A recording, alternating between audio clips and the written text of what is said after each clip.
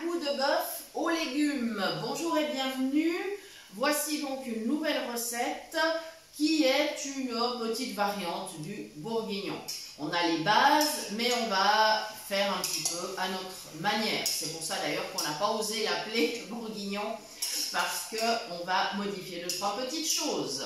Voilà, alors ça va être un plat, là je le prépare 24 heures à l'avance. L'idée c'est ça, c'est vraiment prendre le temps de le laisser ensuite mariner. Une fois qu'il aura cuit, je vais aller déplacer après ma marmite dans un endroit frais jusqu'à demain.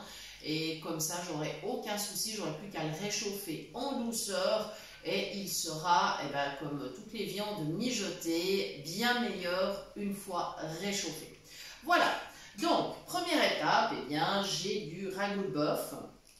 J'en ai un bon kilo que j'ai fait revenir dans de l'huile. Voilà, maintenant j'ai baissé un peu le feu, histoire de ne pas avoir à parler trop fort non plus. Voilà, parce que sinon c'est un petit peu pénible, et pour moi et pour vous, s'il y a des bruits de cuisson trop importants. Voilà, donc maintenant, l'étape suivante, ça va être de rajouter simplement les légumes et l'assaisonnement. Alors, nous avons préparé, parce que là c'est de saison, nous avons préparé de l'oignon, de la carotte, également des champignons. Voilà. Si vous souhaitez, vous pouvez varier aussi, vous pouvez mettre d'autres légumes, vous pouvez mettre par exemple du céleri, vous pouvez mettre du navet, pourquoi pas, enfin, ce qui vous fait plaisir, de saison. Ça pourrait être aussi de la courge, voilà, que ce soit de la citrouille ou bien de la butternut, du potimarron. Vous avez le choix, en plus on a aussi la famille des choux. Enfin voilà, vous avez vraiment le choix. Alors moi je suis en train d'ajouter gentiment mes petits légumes. Il n'y a pas besoin de les couper trop fins, parce que comme la cuisson est assez longue, forcément vous doutez bien qu'ils vont avoir le temps de devenir tout tendre. Voilà, ils vont devenir très fondants. D'ailleurs, même par exemple l'oignon va un peu fondre dans la sauce et ça sera délicieux. Voilà, le champignon aussi, il sera bien fondant. Bon, on peut le rajouter après le champignon si on veut, ça c'est vraiment, après c'est personnel, parce que le champignon cuit très vite, donc voilà. Ouais. Alors, j'ai des champignons de Paris, après à vous de voir, en fonction de ce que vous trouvez en cette saison. On trouve des pleurotes, on trouve de la girole, on trouve de la chanterelle, on trouve différents champignons. Voilà, faites votre choix, si vous aimez ça, bien sûr, si vous aimez ça. Voilà. Alors, moi, j'ajoute directement les champignons. Je vais vraiment me faciliter la vie. L'idée, c'est quand même ça. C'est de se faciliter la vie. Voilà. Allez, tout ça.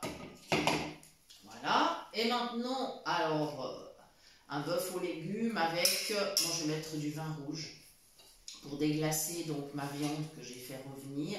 Ça, j'aurai une bonne sauce, un bon jus. Alors, bon, si vous n'aimez pas cuisiner avec le vin, il n'y a pas de problème, mettez de l'eau en alternative, mais enfin, c'est un peu dommage, là. Quand même, ce serait dommage, mais faites comme vous voulez. Encore une fois, c'est la liberté. Quand on cuisine, on adapte. Voilà. Alors, le vin rouge, voilà. Je vais en mettre. Je vais commencer par mettre de 200-300 ml. J'ai à peu près la moitié là, de ma bouteille. C'est pas une bouteille, traditionnelle. Elle contient que 500 ml en fait, celle-ci. Voilà. Maintenant, je vais aller vers l'assaisonnement. Alors, j'ai préparé 2 bouillons cubes. On pourrait mettre du sel, si on préfère mettre que du sel. Ça, c'est aussi personnel au niveau des goûts. Maintenant, je veux ajouter des baies de poivre. Voilà, parce que moi j'aime beaucoup ça. Et je vais en mettre suffisamment pour que ça ait du goût. Voilà, comme ceci. Je vais mettre un petit peu de gingembre. Vous comprenez pourquoi on ne l'a pas appelé bourguignon? Parce que dans le bourguignon, en principe, on ne met pas du gingembre. Il y en a qui mettent du chocolat, mais voilà. Allez hop, donc je coupe mon gingembre qui est frais, hein. Je le coupe finement.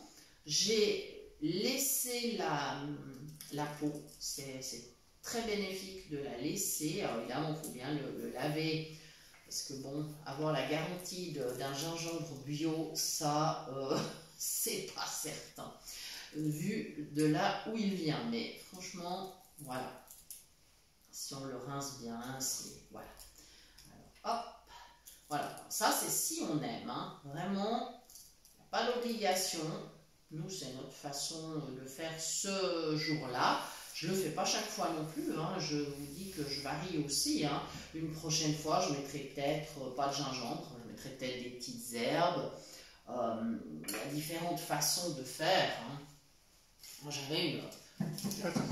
j'avais une grand-maman qui cuisinait très très bien, mais qui mettait toujours les mêmes saveurs, les mêmes goûts, parce qu'à l'époque, on n'avait pas l'habitude de changer, de varier.